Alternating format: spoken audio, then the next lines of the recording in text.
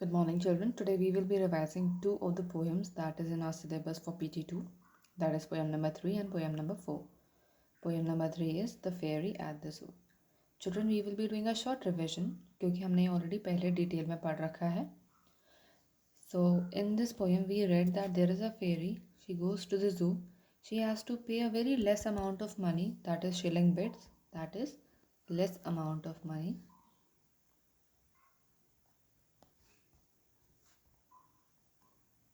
Okay, she had to pay shilling bits to enter the zoo. Okay, when she goes inside the zoo, she sees that there are a lot of animals which are put up in cage. Okay, it is the largest and the least, that is the biggest animal and the smallest of animal. Smallest as in the birds, the snakes, etc. The largest as in the lion, the tiger, and uh, more of such kind. Then we see in the next paragraph that all the kinds of animals are there. Now she sees, okay, she see wolves pace up and down, यानी कि वो wolves अपनी cage में ऊपर नीचे जा रहे हैं. दैट मीन्स उनका केज छोटा सा है एंड दे वो तड़प रहे हैं एक तरीके से, to come out. They are pacing up and down. She watch the monkeys laugh and then stop short and rage, यानी कि मंकीज एकदम से हंसे और फिर एकदम से रुक गए. ओके, और उन्होंने रेज दिखाया. रेज मतलब आक्रोश. आक्रोश का मतलब होता है अपना एंग्रीपन दिखाया. ठीक है, उन्होंने अपना एंगर दिखाया. क्या दिखाया? Anger. Rage is anger. Then उसने लायन को देखा. Lion king. लायन को किंग किंग कहते हैं, राइट. लेकिन उसने ये देखा कि जो किंग है वो ऐसे बाहर देख रहा है इतना स्टिल होके कि बाहर कोई खड़ा ही ना हो, जबकि बाहर एक लोगों का क्राउड खड़ा था. Okay, sit still and stare. Sit still and stare as though he hardly saw the crowd of the people there. Hardly saw means जैसे कि उसको बहुत ही कम दिखाई, मतलब बिल्कुल दिखाई ना दे रहा हो. Hardly saw मतलब उसने बिल्कुल शायद देखा ही ना हो कि बाहर कितना बड़ा लोगों का क्राउड खड़ा है. इससे क्या मतलब समझ में आता है चिल्ड्रन हमारे? इसका मतलब ये नहीं है कि लायन जो है वो इग्नोरेंट है. इसका मतलब ये है कि लायन उन लोगों को देखने का इतना ज़्यादा यूज टू हो चुका है इस चीज़ से, इतना आदी हो चुका है इस चीज़ का कि अब उसको फ़र्क ही नहीं पड़ता कि उसके केज के बाहर कितने लोग खड़े हैं. Okay, and he has become so numb. NUMB. Numb का मतलब है नम्ब चिल्ड्रन तब होता है जब आपको किसी चीज़ का फ़र्क नहीं पड़ता. ठीक है, नो मैटर कि लोग क्या कह रहे हैं, क्या हो रहा है ज़िंदगी में, आपकी लाइफ कहाँ जा रही है. I mean you are just not bothered about anything and you are just not doing anything. You are numb. You have become numb. That means without life. Okay. So इस page पे हमें क्या पता चलता है कि जू एक ऐसी जगह है जहाँ पे एनिमल्स को कैप्चर किया जाता है केज में. ऑलराइट, लेकिन उनकी कीमत जो है, उनके लाइफ की जो कीमत है, दैट इज़ शिलिंग बिट्स, यानी कि बहुत कम पैसों में उनकी लाइफ को तोला गया है एक तरीके से. Okay, the life has been compared to very less money which the fairy had paid. Alright, on the next page we see, and then we see that she has sat down in the cafe or wherever for having a tea and a having some tea or some to eat something, but she's not able to eat it as she's so sad about the fact which she saw in the zoo, that everyone is caged up and everyone is trying to be free. They want to be free. The animals, they want to be free like us, right? But they are not free. They are caged up.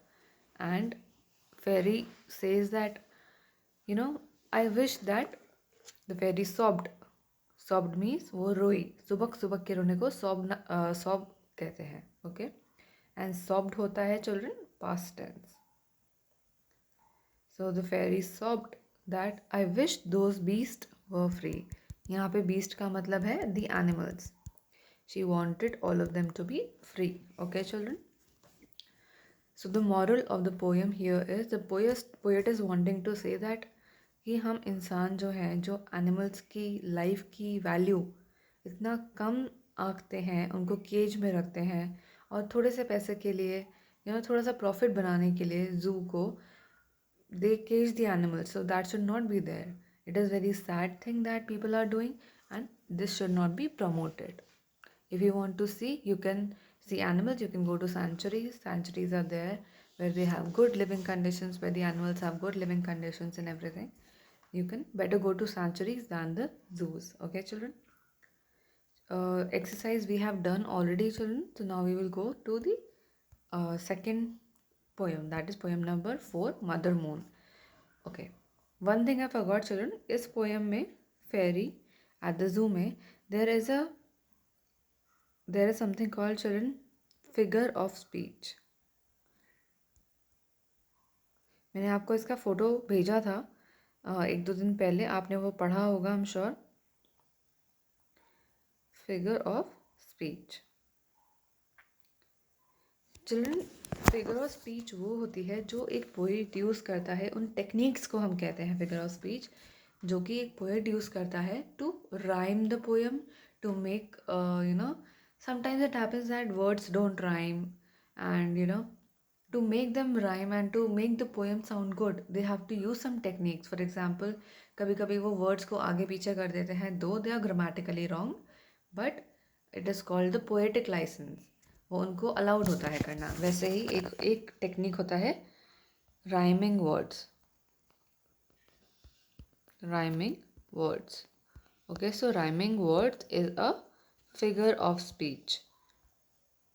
तो इस poem में figure of speech है rhyming words. For example, if you see rounds, grounds, ये दोनों same sound कर रहे हैं, so they will be a. Rather we always start, अगर हमें चिल्ड्रन किसी पोएम का राइमिंग स्कीम पता करना होता है तो हम क्या करते हैं, जो सिमिलर साउंड करने वाले वर्ड्स होते हैं उनको सेम लेटर से डिमार्केट करते हैं. For example, zoo and through. See went and bit is not rhyming here, but क्योंकि हम इसका पोएम का राइमिंग स्कीम पता कर रहे हैं, इसीलिए हम ए देंगे इसको, हम इसको बी देंगे जू को, इसको सी देंगे, फिर हम इसको देंगे सी. अभी ए से तो कोई मैच नहीं कर रहा तो हम ए हम छोड़ देंगे. जू से थ्रू कर रहा है तो यहाँ पे हम बी लिखेंगे. राउंड्स अगेन बिट से मैच नहीं कर रहा तो इसे हम छोड़ देंगे.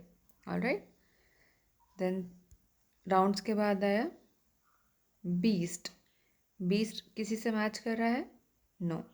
तो हम यहाँ पे देखो ए बी सी, बी हो गया ये क्योंकि बी से बी मैच कर रहा है, तो हम इसे डी लिखेंगे.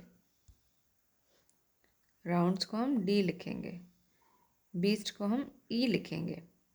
Again rounds and grounds are matching.